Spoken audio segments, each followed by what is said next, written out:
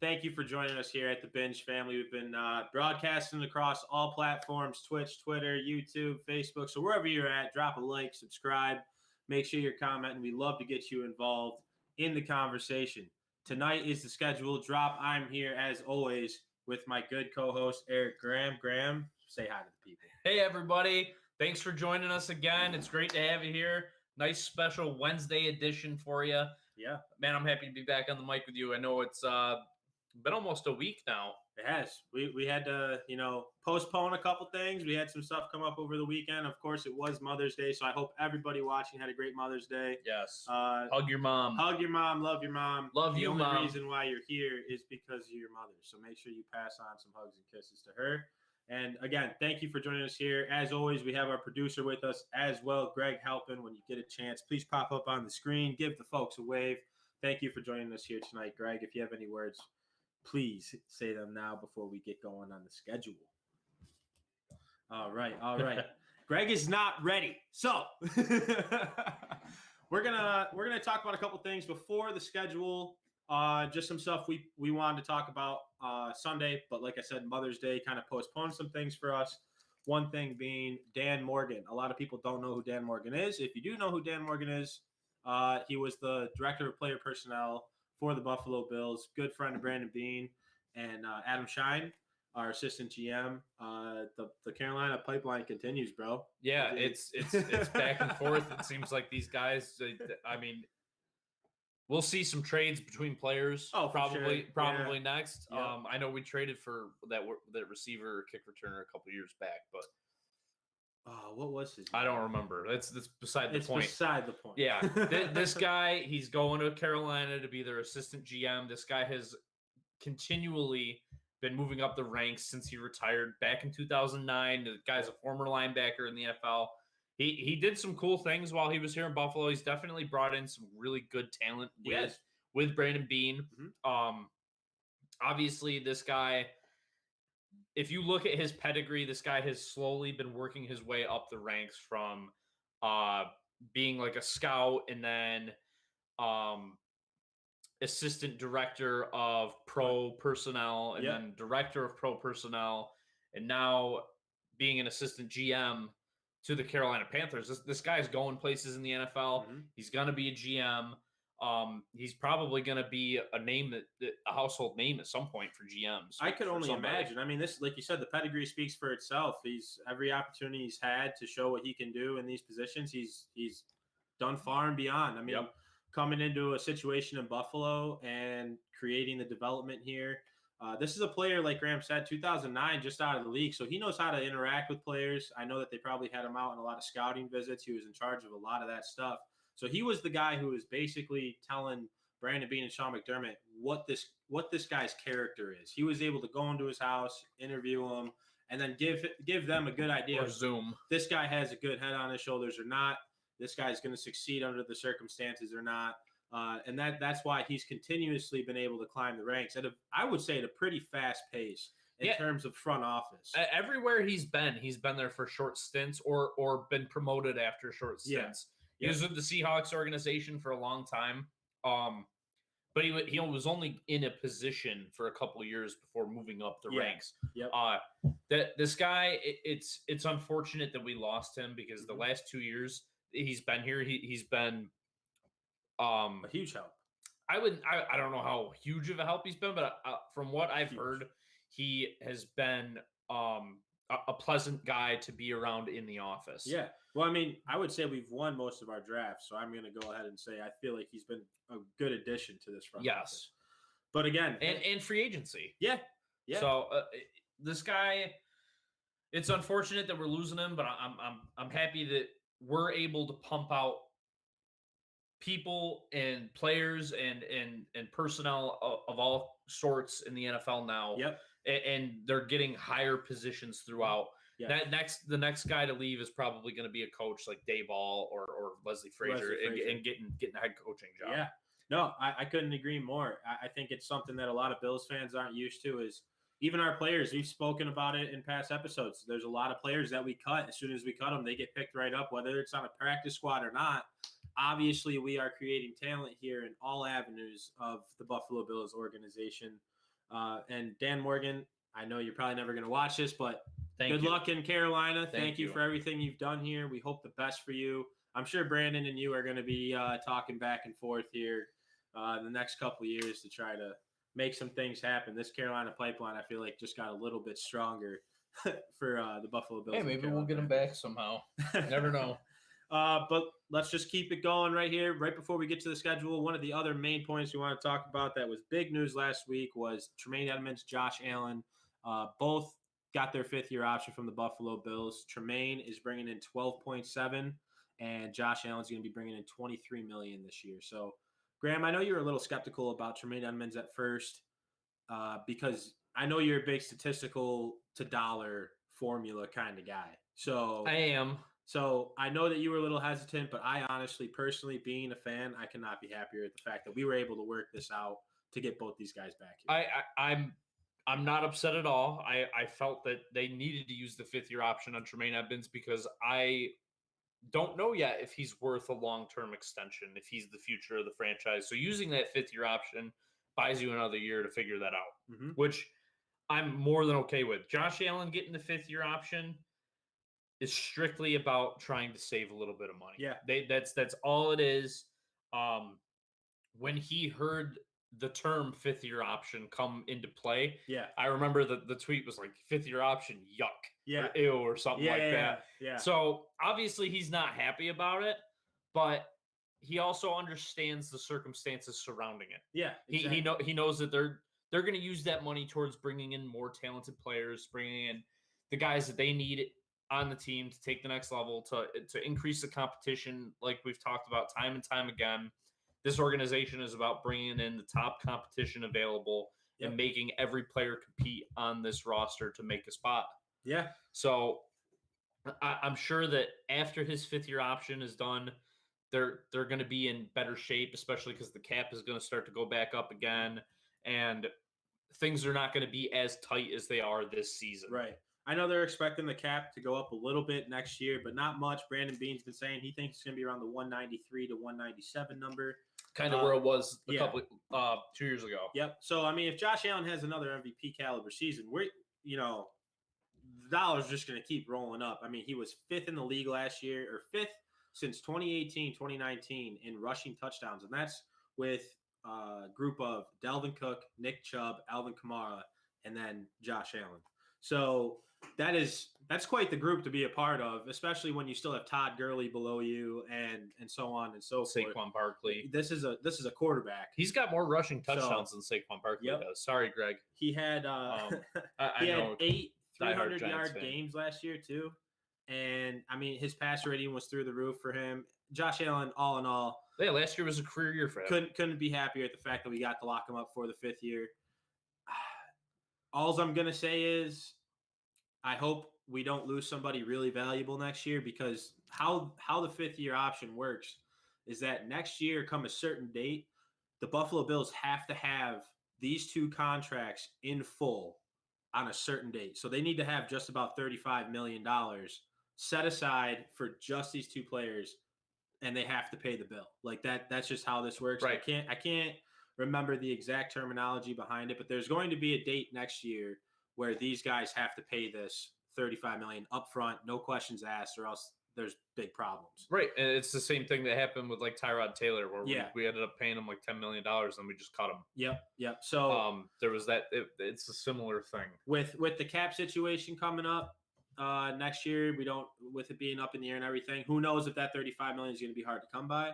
I think that Brandon Beane is a magician in the front office, so I think he'll make it work. But I feel like next year, which I don't want to jump too far ahead, but I feel like next year we're going to see some notable cuts that we wouldn't be too happy with, but you got to understand. I mean, we saw a few this year. Yeah, I mean, John Brown was one of them. Yep, Cole Beasley is going to be in the same exact position as John Brown next year. The only difference is Cole Beasley is literally the best slot receiver in the NFL, so he has a little bit more leverage to play with. Yeah. But those two names, happy to have them back in Buffalo. They make the team way better. And, of course, keeping them happy keeps the Buffalo Bills fans happy, which brings in more wins, which brings in happier fan base and happier ownership. So kudos to Brandon Beane. Another thing that just says he's a man of his word. He said it all offseason. I'm not ignoring the fact that their 5th-year option is up. I'm not ignoring them at all. They just know that there's an order of operations right now. Yep. And once the draft is done, I have 1 day to figure out if I'm going to extend them or just pick up the 5th year. And that day, he got them both done almost simultaneously. So kudos to the front office of the Buffalo Bills. They just keep on showing you that they are men of their words in there and that they're going to keep on rewarding you when you do what is asked of you as a football player, if you do your 111. So thank God we locked these guys up. And I'm ready to get right into the schedule. That's why we're here. Yep. Again, if you're new, thank you for joining us here at the Buffalo Binge. This is Eric Graham, my co-host. I'm Alex. People call me AY. You can hit me up whenever on Facebook with any questions, comments, concerns. If you guys could do us a favor and make sure that when you are watching this, share the podcast, share this video with your friends. We want to try to grow our group here a lot faster, and you guys are the key to that. You guys have been doing a phenomenal job at getting the word out about us and about this podcast, and we love you guys so much for it. We got a lot of dedicated bingers that show up every week, and every time that you guys come around, we really enjoy it. But we just do this for fun. Absolutely. We hope you guys are liking what we're putting down. Yeah, and if you want to put something down, we are more than happy to get you involved in the conversation. We enjoy that. Actually. Yes. We actually crave it. We want you to leave your comments, and then we can bounce off of that. The more the merrier. We're not genies. We don't know everything. Right. This is just our opinion. This is how we live our everyday life in the Buffalo world of the Buffalo Bills and the Buffalo Sabres. So, Graham, schedule drop.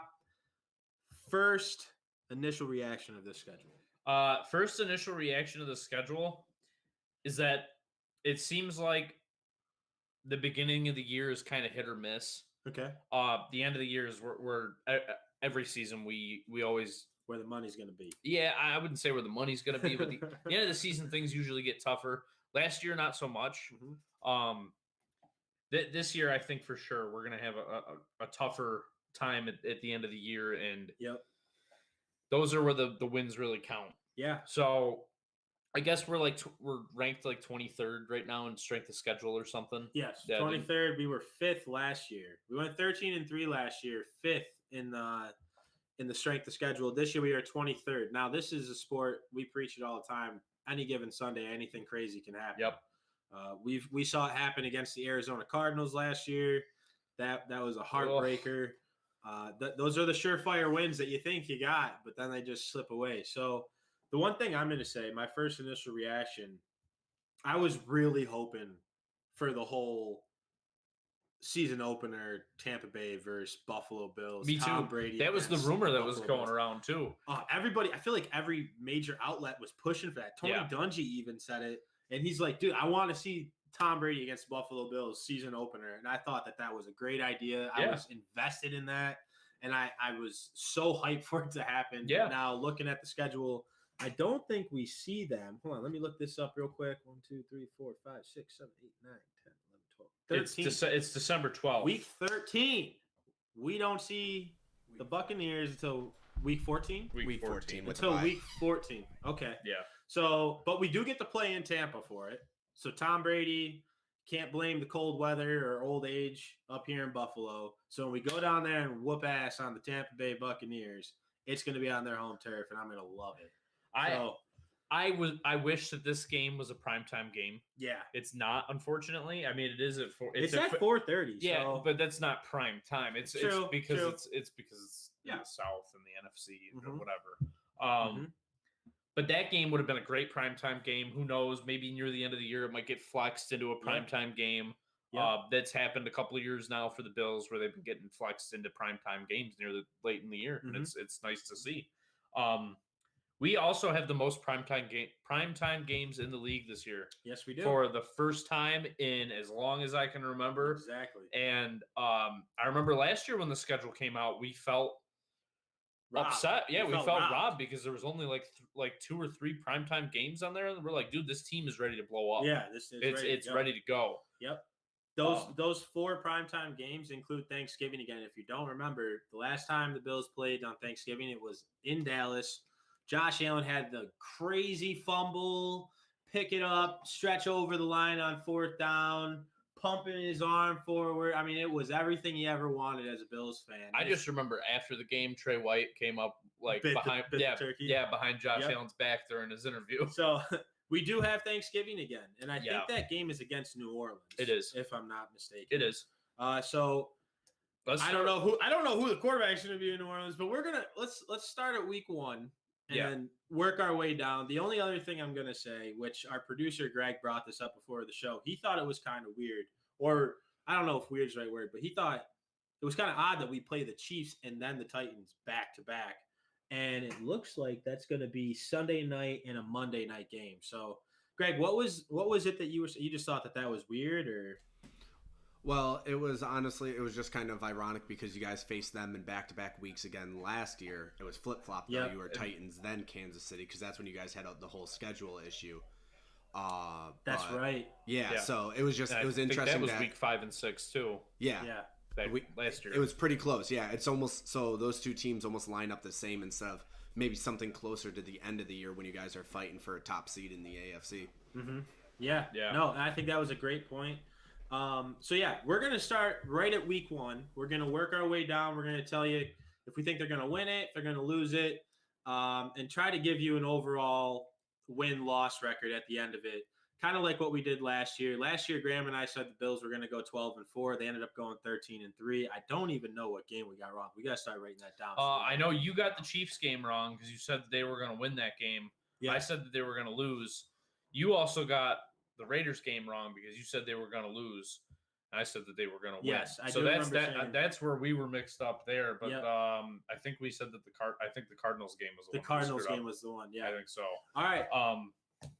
But yeah, buddy, I'm freaking you ready excited. To go? Yeah, man, let's get into it. I'm excited. Thanks for joining us here again, Buffalo Binge. Like, share, follow. Do what you got to do just to get more bingers in the party because we're ready to rock. So, anyway, week 1, Pittsburgh Steelers, Big Ben. I can't see on my computer if home. These games are home or away. I got you. It's home. Okay, perfect. So, home against the Steelers, week 1. September 12th. I got it. You want to start this? You want me to start? I got it, buddy. All right, I'll start it. Start right off. I'm excited for this game. It's going to be Sunday, September 12th. It's a 1 p.m. game on CBS. Obviously, I'm going to be watching from home because I don't really want to spend $180 on a ticket right now, which is something I did want to talk to you real quick about. Tickets did go on sale today for single game tickets. Yep. Or single game tickets. And I guess the cheapest that people are finding them right now are like $180 a piece. You know, honestly, it doesn't shock me that the prices are up that high because of everything that happened. I just want to say, imagine if we had a brand new stadium, how expensive those tickets would be. Yeah. You're talking $350 a piece. Yeah. For a brand new stadium, which is why I'm really glad that we're still rocking the Ralph. It's the Ralph to us. A lot of people, it's the Rich. Some people, it's the Cap. Whatever the new what's the new stadium? They are Highmark Stadium. It's the Ralph. Anyway, but yeah, I can see it. I can see why. Last year, no fans. This year, Terry and Kim are not afraid to say they like their money. Not to mention their money. Well, they also said that they've been hemorrhaging money. Yeah. Apparently. So and now you got an MVP caliber quarterback. You got an all-star wide receiver who broke a bunch of records last year. You got a top 5 defense. You can upsell. And I would say a top 5 offense. Yeah, and you know what? You can upsell. Honestly, I'm still going if the ticket reaches $200.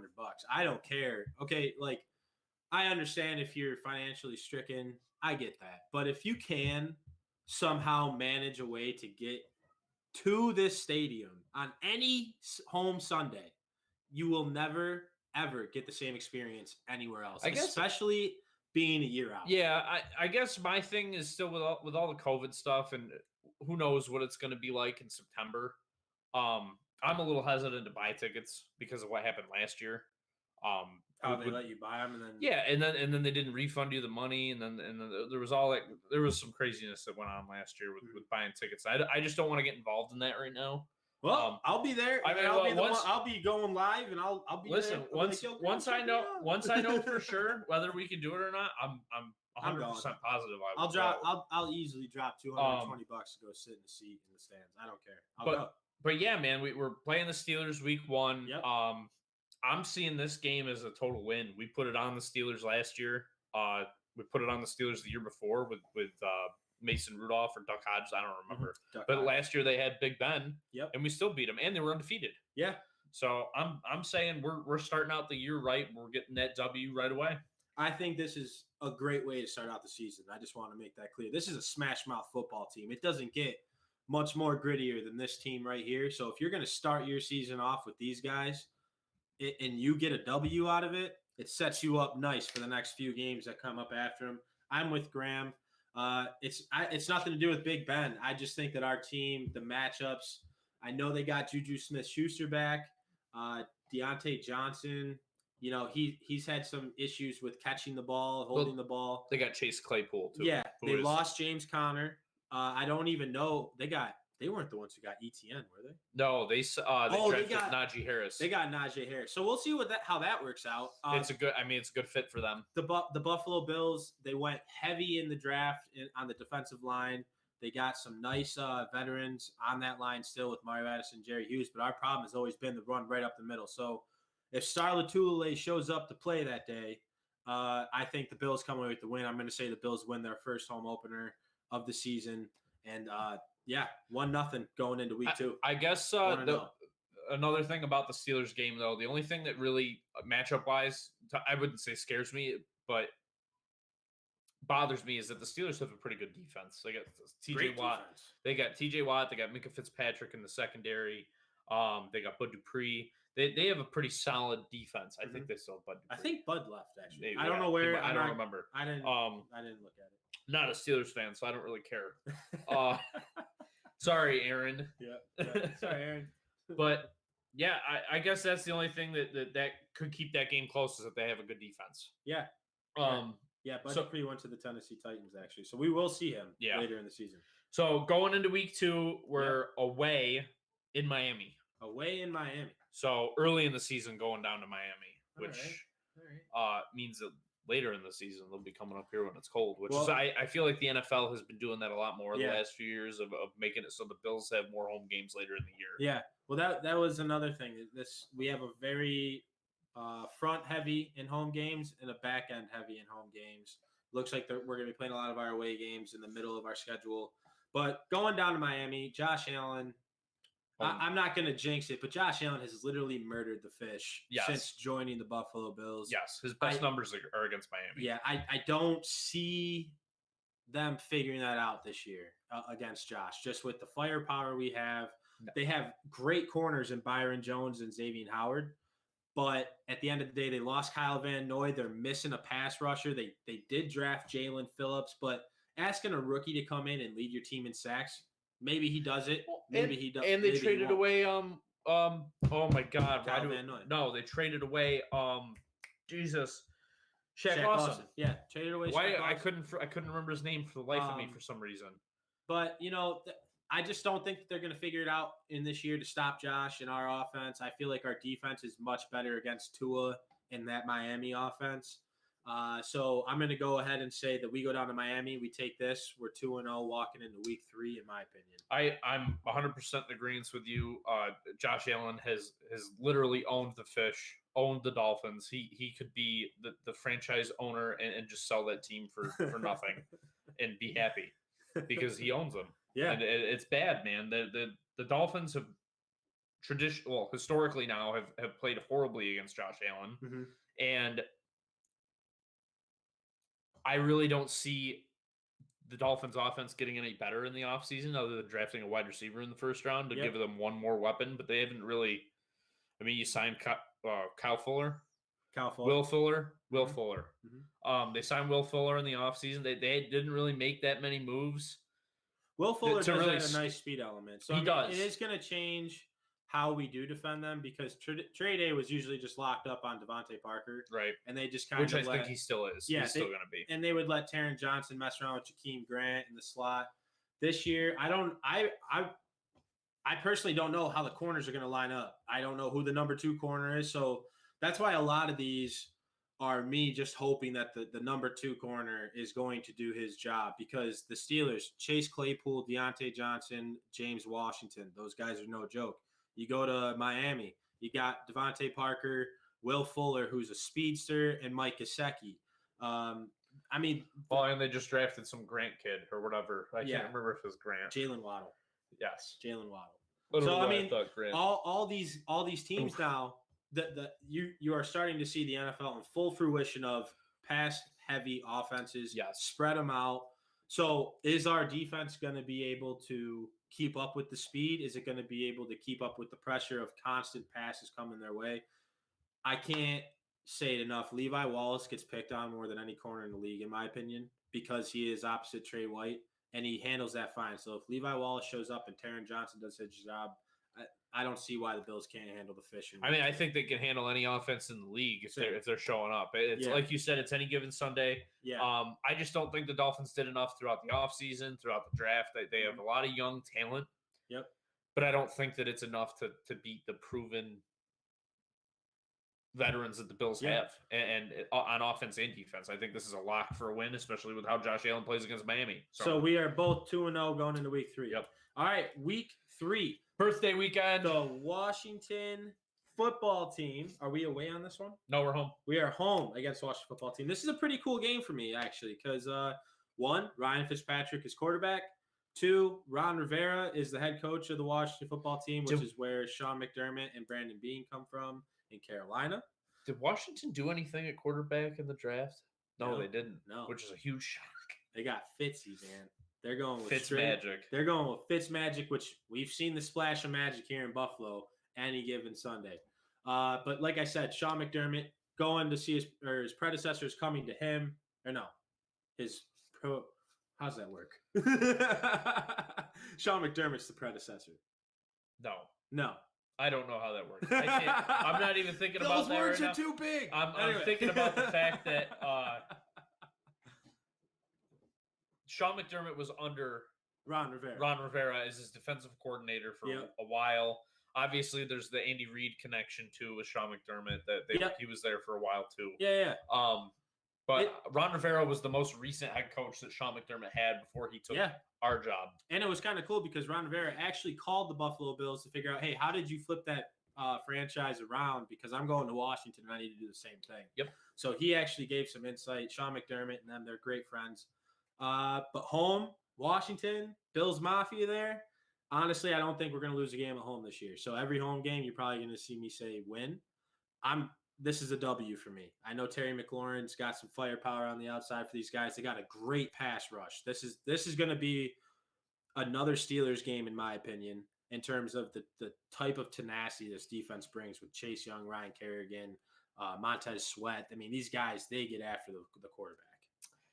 I agree with you, but it's kind of the same thing as the Dolphins. They don't really have, they don't threaten me at all. The Washington football team was just ass last year. They almost made the playoffs. They did make the playoffs. Okay. What are you talking about? Almost made the playoffs. Well, then there you go. They won the NFC East. The NFC East was a dumpster fire the whole year. Hey, man. But there was one shiny turd in that dumpster fire. No, there wasn't. The Washington football team. You can shine a turd all day. It's still a turd, bro. That's perfect plumber talk coming from me. I know all about shining turds. So we beat them. Yeah, obviously we beat them. Even with Ryan Fitzpatrick at the helm for them, what do you have? Yeah. What you're gonna throw it to Terry McLaurin every play? You got aging tight ends. I think Vernon Davis is still there. Maybe not. No. They actually have Logan Thomas, dude. Okay. Former Buffalo Binge. I remember Logan Thomas, who was actually like a top 7 tight end last year. Did you know he was a quarterback in college? Yeah, Miami. But yeah, man, this game's a win to me. No question. This is an important game to me because this is my birthday weekend. Yeah. So I'm going to this game. Yeah. Regardless, I don't care if I need to take a COVID shot 2 seconds before I walk in the door. If I need to steal a ticket, if I need to. You never cease to amaze me with how fast you go from one thing to the other. Like, did this guy not just say he's going to wait till halfway through the season to make sure to buy a ticket? I didn't say halfway through the season. I said until I know what's going on. Yeah. But I'll spend money for my birthday weekend because I want to treat myself. I am a hardworking individual who needs to be treated by himself sometimes. And it's all good. It's all good. Nope. No. All right, so we're 3-0. 3-0 to start the season. You're such an ass. All right, we're in a common agreement. 3-0 to start the season. Yes. Let us know if you think any different. leave a comment. Let us talk about it. So Houston Texans coming to our house week 4. Honestly, I don't even know what to make of this game yet because I have no idea what's going on with Deshaun Watson. That's what it really depends on. Will Fuller's gone.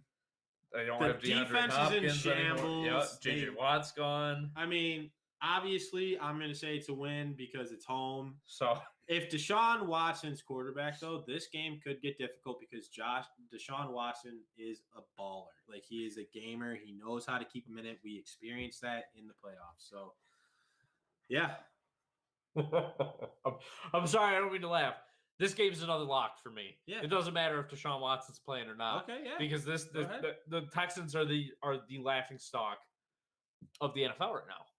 I don't know. No, they still are, dude. After that trade with DeAndre Hopkins and getting David Johnson and firing Bill O'Brien and just having all your picks gone because you traded them away for people. Yeah, you got Laramie Tunsil, but what else did you get? Now, this team's going to be coached by David Culley, who also was in the Buffalo Bills organization at one point, too. This season has a lot of, like... Oh, I think that we're seeing just the conglomerate of Bills, former coaches, former players, former personnel. They're going to be all over the league. I love it. I love it. Because of the success that we've had over the last 4 years. Love it all.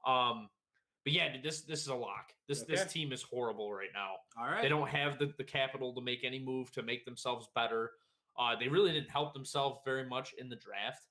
So that there's no question to me that this is a big W. All right, so the Buffalo Bills are 4-0 going into week 5, and this is where stuff gets interesting for me, man. Yeah. This is where we make our money right here. Week 5 against the Chiefs, at the Chiefs, Sunday night football, baby. And honestly, for this to be the first primetime game, I love it. I wanted the Tampa Bay game to be the season opener, but this is just as good to me. This is just as fulfilling to me as getting that. And they're going to come out, whether the Bills are 0-4, 1-3, negative, whatever the record is, they want the Chiefs. They want them, and they want them bad. Yeah. So it's a rematch of the AFC Championship. Yeah, and I'm happy we got that early. So all I'm gonna say is Buffalo Bills beat the Chiefs. I said it last year. I was wrong on it, but you know what? I think the Buffalo Bills take the Chiefs this year. So I know anybody in the chat, you guys can call us crazy super fans, and we're just gonna say that the Bills are gonna win every game on the schedule. We want to say the Bills are going to win every game on the schedule. Like deep down in our hearts, we want to say it. Mm-hmm. But I'm going to be realistic here. I'm going to say that we lose this game. Wow. I don't want to say that because I want to see the Bills win every freaking week. But the Chiefs, they didn't get worse in the offseason. I don't know, man. They didn't really get any. They didn't really get any better. Listen. They lost both offensive tackles. They replaced them with better players. No. Yes, they did. Brown, according to Pro Football Focus, the guys that they replaced them with are better players. But we did throw out a stat that Eric Fisher, when in the game, Patrick Mahomes is 34-3. When he's not in the game, right, he's like 4-14. Yes. So, but this is all I'm going to say. I know what you're going to come at. PFF, higher rank. The guy they got from the Ravens Brown has been playing guard for the last 5 years. Okay. Kyle Long was retired last year, had a bunch of injuries. They don't even know if he's playing tackle or guard. I don't think the Chiefs' offensive line got any better, personally. I really don't. You lost the, what do we always say, camaraderie? Or what do we always say? What's that word? Chemistry. The chemistry between your quarterback, left. I mean, that's almost like a sixth sense between those guys. Yeah. That's the sixth sense between them. Pat Mahomes probably knew when pressure was broken without even ever seeing anything, just by the feel of the game to him and Eric Fisher. So here's my somewhat of an argument to your continuity thing. We put together a makeshift offensive line throughout most of the year. Obviously, these guys are familiar with each other, but not all of them started all the time. So you can mix and match guys. I'm saying the continuity is always better. Always better. It's always great to have the same group of guys, but you can make things work without it. I'm not saying you can't. I'm just saying that Josh Allen has had Deion Dawkins for 3 years. I know. That makes a difference. The main point that I was trying to make overall is that the Chiefs really didn't get much worse or much better. They're pretty much the same as what they've been. They've been the powerhouse of the AFC for the last 3 years, or last 4 years now, and they're still king of the castle until somebody takes them down. I want it to be us. I do. I think that it's possible. I'm not saying that this game is absolutely a lock for a loss. This game, in my eyes, could go either way, just as the AFC East or the AFC Championship game could have gone either way. All right. I'm just saying. I'm glad we disagree on it. For me personally, any game that can go either way, I'm putting down as a loss on our side, just for being fair. You know what I'm saying? I feel like I'm being fair. I understand. I feel like I'm being fair. I understand. I don't think their corners can cover our wideouts. I mean, they did great last year. I don't think so either. But with the offensive line, man, that's listen. Their defense is well coached. Their offense is super well coached. They're taking a lot of chances. Mahomes is a freak of an athlete. I don't think it really matters. Like we saw what happened in the Super Bowl with Patrick Mahomes. He was able to make things happen when there was nothing there.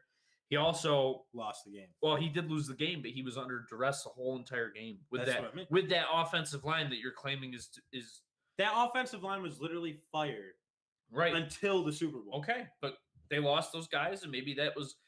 I'm thinking they're in the mindset that they have upgraded at that position. No, I totally agree. I think they downgraded. That's my opinion. Right. Because the only reason why I'm saying that is because they got a guy who played guard who put on another 20, 30 pounds, which I'm sure he can lose that no problem. But he's been playing guard. That's different than playing tackle and going up against TJ Watt and speedsters that run a 4.40. So this is the point that I'm getting to, though, is that this is going to be a big game for our rookie guys, for Boogie Basham and Greg Rousseau. This is the game that you're going to want to pay attention to, because this is why we drafted these guys for this team in particular, is to try to put fast, in-your-face pressure on Mahomes as soon as possible. Mm-hmm. Greg Rousseau moves very quick off the ball. Mm-hmm. Boogie Basham gets great penetration just about every play. Yeah. This is the reason that we went defensive end in these first 2 rounds, is for this game. Yeah. Not even for the rest of the year, for this game. Mm-hmm. So for the fans that are upset about going defensive end in the first round and not taking a running back, this is the reason why. This game is going to be extremely close, and it's going to be right down to the wire. I guarantee it. Mm-hmm. And I'm really, really hoping that we pull it out. I'm just putting it down as a loss on the column for right now until we see how everybody's rosters really shake out. Sure. So I'm saying we're 4-1. He's 4-1. I think we're 5-0 going into Week 6 against the Tennessee Titans, Monday Night Football. You want me to go first on this? Because I think I'm going to shock you. I think we lose this game. That doesn't shock me. I agree. I think it's going to be the same thing as last year with the start of the schedule. I think. And the only reason why I'm saying we lose this game is you come in, you just got done playing the Chiefs, which you're constantly worried about the threat of the pass and the zone coverage down the field with Tyreek Hill and people spreading you out. To all of a sudden, you got the biggest, baddest running back in the NFL just plugging you right up the middle. I feel like just the circumstance, and it's not that we can't beat the Titans. I just think the game plans are completely opposite, to where it's like you just got in this mindset to shut down the toughest quarterback in the league, and now you have to go in and shut down the toughest running back in the league, which that's also an opinion. I think Derrick Henry's the best running back in the NFL. It takes literally 3 guys to take him down. And Josh Norman learned last year, if you weigh under $190, he's just going to stiff arm you to the turf. So just because of the way that we have to game plan for the Chiefs and then going right to the Titans. I know these guys are pros and that's what they're paid to do, but I mean, you're asking a lot to come right back and face a Derrick Henry, and especially one of the best play action teams I've seen in probably the past 5 years, other than like the Saints and wherever Tom Brady is. I would say the Rams. But the Rams fall on that list. Ryan Tannehill has made a name for himself in Tennessee off of the play action. He's revived his career. He's turned into a great addition to that team. And I personally, I think we lose this game, to be fair. I agree with you. The Chiefs upgraded their defense and they upgraded their offense through the draft and through free agency. This team has gotten better. Obviously, they're very well coached with Mike Vrabel at the helm. Yep. Like you said, the play action game for them is second to none in the NFL with Derrick Henry back there. The dude is a freak of an athlete. If you've ever seen this man run away because he is scary. He is scary. freakishly huge. This guy. I see commercials on YouTube all the time for something that he's selling, and it's scary. That I didn't know that they made men that big. And oh my god, he is a behemoth of a man, and look. I would not want to be in front of him running. No, hell no. I don't even know how some people like Josh Norman. I got respect for you, man, because he's literally like he got embarrassed on a national stage last year, though. So you saying and that was last year? I'm saying it's a loss. I don't want to say it's a loss because, like you said, I think we're in every game. So you think we're gonna lose to the? I'm saying our only real competition in the AFC. Yeah. All right. I think if it's a playoff game, I'm putting it the other way. So Graham is 4-2. Yeah. After 6, and I'm 5-1 after 6. I got it up here. You don't even need to write it down. So Week 7, Miami Dolphins again. This is at home. Bills not Week 7. Gonna go nuts. It's not Week 7. No. This is Week 8. We get a week. bye Week 7's the bye. Okay, yeah. So Week 8, Miami Dolphins at home. W. I'm thinking W again. Obviously, Josh Allen just same reasons kills them. Yeah. So we are 6. I'm 6-1. Graham's 5-2. Going into Week 10, 9, 10. Week 10, 9. Sorry, 9. I miscounted. Against the new rookie quarterback, Trevor number Lawrence. 1 overall pick, Trevor Lawrence. Oh Jesus! Going up with Tim Tebow at tight end, baby. Can you believe that? I can't. I thought I read something too that Colin Kaepernick got signed by the Colts. I don't know how real that is. Yeah, no. It's not. No. Okay. I understand that people are upset that this dude is back in the NFL. Yeah. But the guy changed his position. Yeah, he's tight end. And they were talking about him being a tight end coming out of college, and like, dude, this guy, I understand. Like, I don't even want to get into any of that. No. Good for him for retiring from baseball and deciding that he wanted to make a return and get his shot. And yeah, he had the Urban Meyer connection, and that's really what it comes down to. Yep. And I don't think I honestly don't think he's a threat at all on the field. I don't think the Jaguars are a threat. No, neither do I. I think the Jaguars are going to go 2 what is it now? 16, 2-16 now, or 2-15. Okay, so this is my other argument. I think that they could be somewhat of a threat because now you got Trevor Lawrence, your number 1 overall pick. Yes, there's a learning curve, but by week 9, typically you kind of know what you got. Yeah. Or you're reading things a little bit better. Right. You also got a rookie running back from the same school that he's super familiar with. Mm-hmm. First time in, I think, ever that a team picked a quarterback and a running back from the same school in the first round. In the first round, I think so. I think, if I remember hearing that right, when we were doing our draft coverage a couple weeks ago, and if you guys want to go back and watch that, it's like 4 hours long, but it's on the Facebook page. It is. Yeah, I don't think that this is a loss by any means, but the Jacksonville Jaguars definitely improved. They're still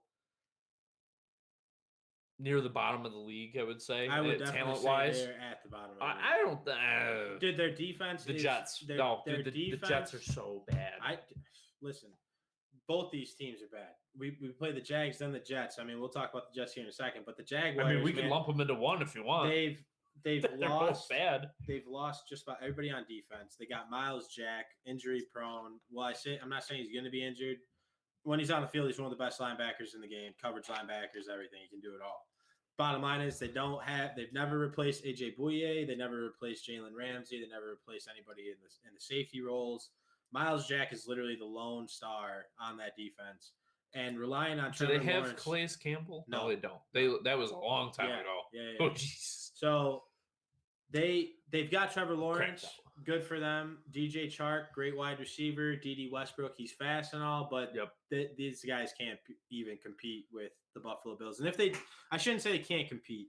I'm just going to say what we got going on and cooking in Buffalo is a lot spicier than what the Jacksonville Jaguars are going to be roaring at us. So I agree. I think this is a win, no doubt, against the Jacksonville Jaguars. So yeah, I'm 7-1. No, I'm with you. It's a W.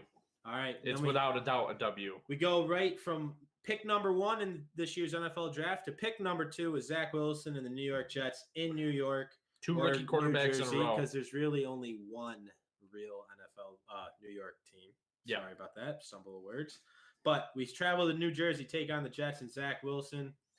Got a refined little offense going on there. They got a couple new wide receivers in Elijah Moore, Denzel Mims last year taken. They still have Jamison Crowder. So Zach Wilson, do I think he's going to be the holy grail for them the first year? Absolutely not. If anybody who cares about the draft or Buffalo Bills picks, if you go back and look, there's a clip of Greg Rousseau next to Zach Wilson, and they're all taking pictures. There's about 8 of them. And Zach Wilson just keeps looking up at Greg like this. Like he has no idea. Like, holy crap, they make people this big. Like this dude is like, he's literally looking up at Now him. he's going to see him twice a year. Yeah, and now he's going to be in his face twice a year. So, oh, man. Zach Wilson, great player, BYU. Great quarterback, can do a lot more things than I can do on the field, but I'm a critic out here on the microphone, and I just don't think that they have what it takes. Even with Robert Saleh's defense, I'm sure that they're going to be hard. The Jets D is always good. The Jets D is actually always good. It's very competitive. It's good football. CJ Mosley is the key to that defense. Yep. And when he's not in, you're almost guaranteed to put up whatever you want on him. Yeah. If he's in there, it's extremely difficult because CJ Mosley, he's a quarterback he's Ray Lewis 2.0. Yeah. He played with Ray Lewis at the end of Ray Lewis's career. He learned a bunch of stuff from him. Yep. It sucks because I would like CJ Mosley on my team. Me too. To be honest. Me too. I take CJ. But he is the reason that defense is as good as it is, and that's why they pay him big bucks. It is. So this is my take on this: is that they 100% downgraded a quarterback from Sam Darnold to this Zach Wilson kid. Yep, 100% downgraded. You trade Darnold away for a second-round pick, which like you're losing value on that. Mm-hmm. The Jets are a horrible team. They have been a horrible team, and honestly, most years they are worse than the Bills. Even through the Bills' droughts, they were worse than the Bills most mm-hmm. years. Mm-hmm. This is 100% a win for us. You're facing 2 rookie quarterbacks 2 weeks in a row. Yeah, we're in week 10, but I don't think that this Zach Wilson kid is really worth the number 2 overall pick that the Jets gave him. Mm-hmm. I don't think he's that good. I thought Justin Fields was way better. Mm-hmm. I thought the kid from Alabama, Mac Jones, was way better. Yeah. Who knows? We'll find out when they actually start playing games this year. Mm-hmm. But man, I look at this kid and I think he looks like a scared little boy. If you look at this kid, he just looks young and he looks like a baby. Yeah. I guess he's had a good first week of minicamp with nobody rushing him. We'll see how it goes. Listen, we won't know how these guys play out until the snaps start happening. Right. We don't ever really wish anything bad on any of these guys, but we're just going off of our eye test and what we know about Buffalo and what we know about their teams going into this before they joined. So This team's going through a rebuild. They've got a new head coach. They've spent a lot of money in free agency, and they're trying to get the right pieces there to get their train rolling. They want to be somewhat competitive. They're not going to be competitive still. I'm going 8-1 after 10 weeks because we have the bye week in week 7. So going into week 11, we play one of our favorite head coaches here on the show, Frank Reich. If you don't know Frank Reich, then you need to go back and learn your history of the Buffalo Bills if you want to watch this show, and I mean that. Frank Reich came back in the biggest comeback game in NFL history, basically. So was the backup to Jim Kelly, did his job well as a coach in Philadelphia. Everywhere he goes, quarterbacks love him. Hence why they go out, they get Carson Wentz from the Philadelphia Eagles. They have some camaraderie there. He knows exactly how Carson works. Clearly, they think he's worth the gamble. A lot of people in the NFL don't know what Carson's worth and think he was worth what they got. So Frank Reich coming in, Carson Wentz, who was, again, in the MVP talks, or has he won MVP? Has Carson Wentz won an MVP? No. I need to know that. Carson Wentz has never won an MVP. He was definitely in the race, though, one year. I know that. That was the... that was the year that they won the Foles won them the Super Bowl. Okay, yes. So they go out, they get Carson Wentz. They have a good offense. I do like their offense. I like their defense. Frank Reich has definitely turned that organization around. This is a home game, though.